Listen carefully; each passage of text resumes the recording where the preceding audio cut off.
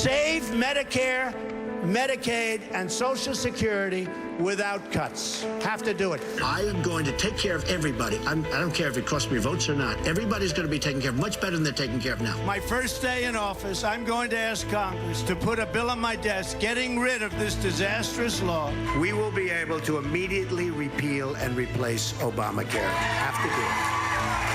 You'll have great health care at a fraction of the cost, and it'll be great. I will not allow people to die on the sidewalks and the streets of our country if I'm president. I'm not going to cut Social Security like every other Republican, and I'm not going to cut Medicare or Medicaid. Donald Trump was telling the truth there about a lot of other Republicans, but apparently lying about himself. During the campaign, he promised he would not cut Medicaid, money that primarily helps children, seniors, and the disabled, especially at lower income levels. Now, President Trump says he will support the Republican plan, which literally does just that. He's committed to making sure that no one who currently is in the Medicaid program is affected in any way, which is reflected in the Senate bill, and he's pleased with that. So I think he is very pleased with that bill. Well, Medicaid's one of the most essential programs in our country and one of the most essential promises to American families.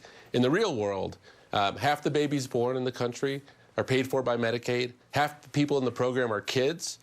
And then 70% of the funds go to care for people who are either living in nursing homes or who are living with a disability. So it's a vital program. It's a program that doesn't have a lot of slack in it. And the plan that we see before us in the Senate would take that program and cut it by 25%, which I think we can only interpret to mean that the services for those individuals are going to be cut by 25%, or 25% of those individuals are just going to be simply cut off of Medicaid. There's a 33-year-old we're going to speak with. Mike Phillips has a spinal muscular atrophy. He's enrolled in Medicare and Medicaid. In 2008, in fact, the TV version of the very famous radio show This American Life took a look at Mike's life. If his thumb is just a fraction of an inch away from this little switch that runs his computer, he can't type, so he can't communicate. And he has all these horrifying stories where something goes wrong in a way that could kill him, and he has no way to tell anybody. Then when you meet Mike, he's remarkably chill. So Mike, let's review all the different ways that you communicate. Just show me yes and no. And then you had one for reset, when it's time to reset everything. Okay, I'm going to ask a question now and type your answer in. The question is, so if we were to replace your voice with somebody's, like, what would you want it to be? This process is just incredibly slow. Typing out this one-sentence answer takes over 3 minutes.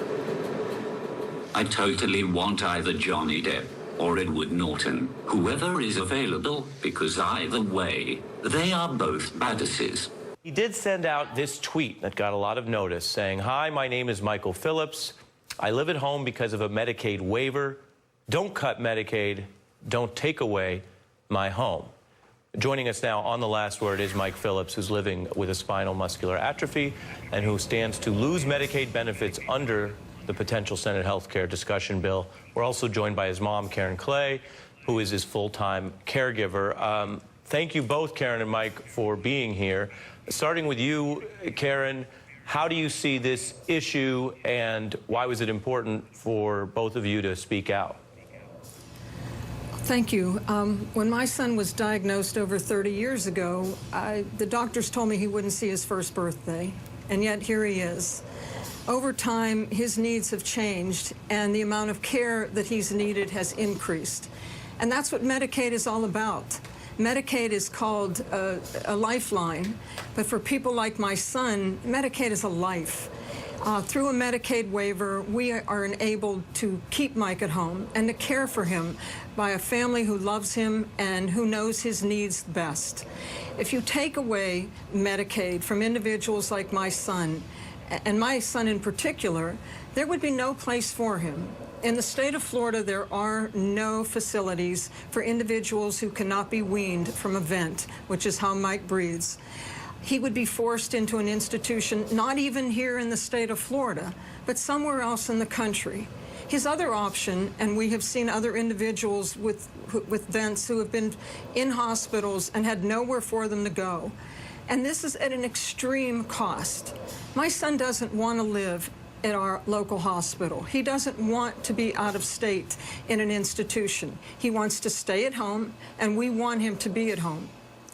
It's amazing that after all these years, I would have to fight to spend less money. And Mike, we read what you wrote on Twitter, and I understand that you've also written something else and you wanted to share it, so please go ahead so folks can hear from you. Hi, and good evening. First, I just want to say it's an honor to be here. I watch your legal analysis every day. You're spectacular. So, ever since November the 9th, 2016, I haven't been sleeping well. I've been scared. I've never been scared by the results of an election. It's an odd feeling. I've always felt like the federal government exists to protect citizens, even when state governments won't do so. Maybe especially when state governments won't do so. So, yes, I'm scared. Scared of what could happen to me if Medicaid cut comes to pass in Florida. And scared because Florida is bent on doing so because they know the federal government won't stop them.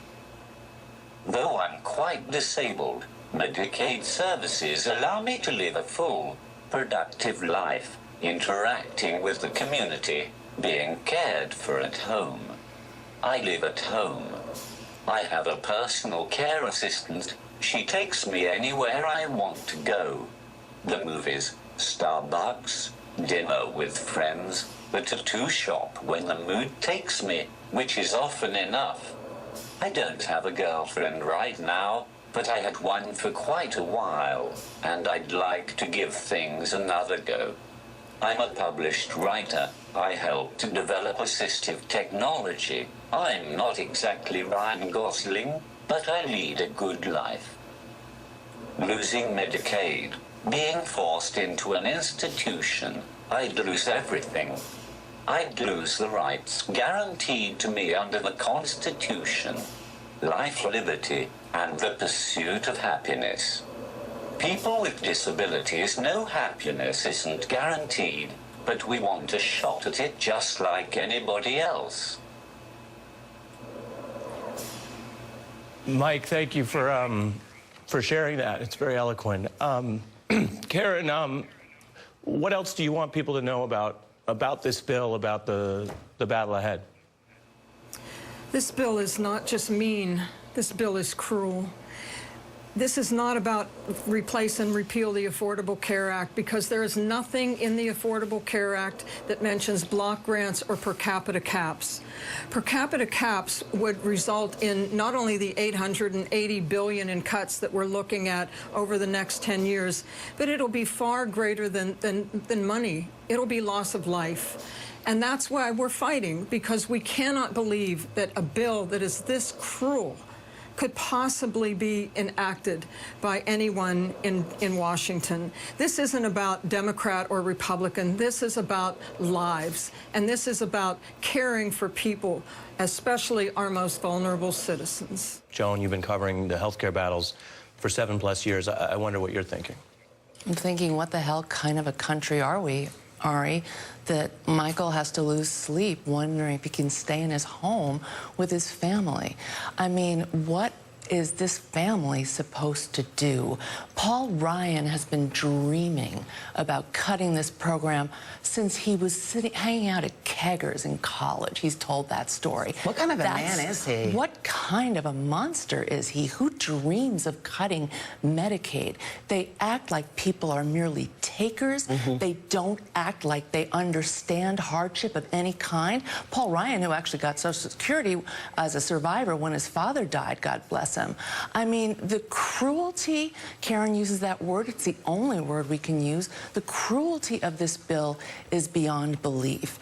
And if Donald Trump is really going to go along with this, don't like the man, didn't vote for him, but he promised not to do this. There has to be a way to reach the consciences of multiple Republicans on this bill, and I think you've begun to do that tonight. And thank you, Karen and Michael. Yeah. And I did also want to ask you what you thought of some of the activists we showed that did get some attention there, the folks, well, some of whom said they were activists and some of whom said they're just people who happen to use this type of health coverage that were there outside Senator McConnell's office. That was a display yesterday that I never imagined I would see in this country. And I asked myself the same question, where are we? What kind of people would have them dragged out of wheelchairs? Because people in wheelchairs are still fragile. You have muscles that have not been used. You have bones that have not borne weight. If you don't know how to really pick someone up, to move them from their chair, you can harm them, you can hurt them. And I know that some of the people were hurt yesterday. It was a display that I found to be absolutely unacceptable. And I was I was on the verge of anger and tears the entire day. I never thought I would see that in this country. Ever. They're elected to represent your needs. Why do you think we're at this juncture right now? Because all they want is budget predictability, and there is no predictability in health care. Just as I said with my Mike, his needs have increased over time, his care has increased over time, and that's what Medicaid is there for. You know, all of us are one job loss or one economic downturn. In Florida, one hurricane would put, and this is from FEMA, approximately 2,700 people on the rolls of Medicaid. If you had a widespread, storm, it would put tens of thousands. Now, where are they going to get their health care? This lifeline, this safety net is in place for a reason. And to me, this bill is nothing more than, it's not just cuts to Medicaid. They want to decimate Medicaid. And budget predictability and flexibility are words that they use. We have flexibility in our Medicaid state plans. What they want to take away are our rules, regulations, and our rights. Karen, Clay, thank you so much for sharing with us your story. Mike Phillips, I really appreciate what you wrote, what you said, your eloquence, and Andy Slavitt, thank you. I really appreciate it. The Senate and the House are trying to put us, the people with disabilities, into a situation where we will end up in nursing homes where we would die. I'm semi-paralyzed. All I'm asking for is the right to live and freedom. Protesters who gathered outside of Senator McConnell's office on Thursday, most of them didn't say, and you may have seen these dramatic images, most of them didn't say they were political activists. They didn't describe themselves as Obama allies. A lot of them said they were Americans who received their health care through Medicaid. And they said they want to be heard from before the Republican Congress makes these drastic cuts to Medicaid.